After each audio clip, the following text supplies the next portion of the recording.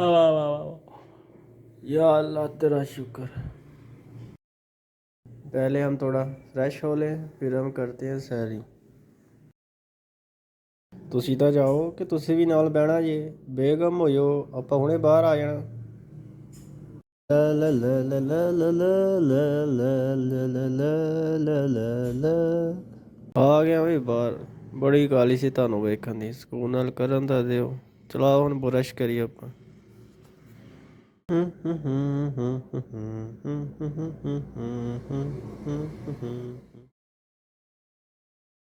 अब हम अपने लिए सहरी तैयार करते हैं। तुसी ना परेशान हो, ਤੁਹਾਨੂੰ भी मिलेगी।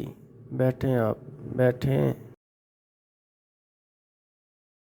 चले अब आप अपनी अपनी सहरी की तरफ तवज्जो दें। चल नहीं मलंगा तू ता खा। भाई जी हर शेक साइड ते, पर लाइक कमेंट ते फॉलो करना नहीं भूलना। आज हमने जाना है बाज़ार में चूड़ियाँ बेचने। तो हम पहले अपने नमाज वाले कपड़े पहनेंगे, नमाज पढ़ के अल्लाह से दुआ करके ताकि हमारे कारोबार में बरकत हो।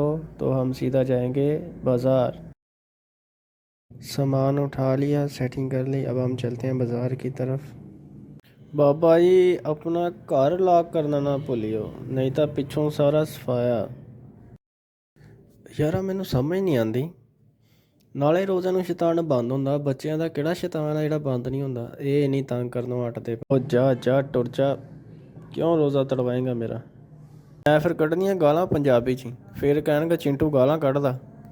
ਆਵੇ ਕਿਵੇਂ ਟੁਰਦਾ ਆ ਰਿਹਾ। ਇਹਨੂੰ ਇਹ ਨਹੀਂ ਪਤਾ ਕਿ ਰੋਜ਼ੇ ਹੈ, ਸਿਗਰਟ ਲਾਈ ਫਿਰਦਾ। ਆਓ ਇਹਦੀ ਤਾਂ ਖਬਰ ਲਈਏ, ਪਹੁੰਚੋ। हे ब्रो, आपको पता नहीं आप रोज़ा में सिगरेट पी रहे हो? What are you saying? ਸੁਣਾ ਵੀ ਭਾਈਆ ਕੀ ਹਾਲ ਆ ਤੇਰਾ।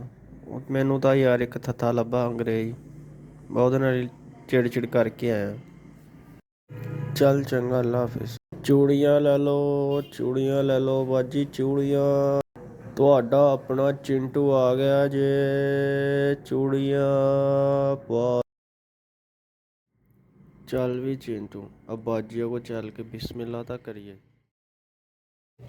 ਸੁਣਾ ਵੀ ਚਿੰਟੂ ਕੀ ਹਾਲ ਏ ਤੇਰਾ। ਰੋਜ਼ਿਆਂ 'ਚ ਤੇ ਟਿਕ ਕੇ ਬਹਿ ਜਾ। ਲੈ ਬਾਜੀ ਹੁਣ ਬੱਚਿਆਂ ਵਾਸਤੇ ਰੋਟੀ ਨਹੀਂ ਲੈ ਕੇ ਜਾਣੀ। ਉਹ ਯਾਰ ਮੇਰਾ ਤਾਂ ਵਿਆਹ ਹੀ ਨਹੀਂ ਹੋਇਆ। ਅੱਛਾ ਚੱਲ ਛੱਡ, ਇਹ 10 ਚੂੜੀਆਂ ਕੀ ਦਰਜਨ ਵਾ। ਚਿੰਟੂ ਕੋਈ ਖੁਦਾ ਦਾ ਖੌਫ ਕਰ। 250 ਰੁਪਏ ਦਰਜਨ, ਇਹ ਕੀ ਆਪੇ ਪੈ ਜਾਂਦੀਆਂ ਵਾ। ਬਾਜੀ ਤਾਂ ਮੈਨੂੰ ਭੰਡ ਲੱਗਦੀ ਹੈ। ਚੱਲ 150 ਲਾ ਲੈ, ਇਸ ਤੋਂ ਜ਼ਿਆਦਾ ਨਹੀਂ ਦੇਣੇ ਮੈਂ। ਅੱਛਾ ਚਿੰਟੂ ਇੱਕ ਗੱਲ ਤੇ ਦੱਸ, ਤੇਰੀ ਕੋਈ ਗਰਲਫ੍ਰੈਂਡ ਨਹੀਂ ਹੈ? ਮੈਂ ਤੇ ਮਜ਼ਾਕ ਕਰ ਰਹੀ ਸੀ, ਤੂੰ ਤੇ ਲਾਲ ਹੀ ਹੋ ਗਿਆ ਏ। ਚੱਲ ਚੰਗਾ ਵੀ ਚਿੰਟੂ, ਅੱਲਾ ਹਾਫਿਜ਼।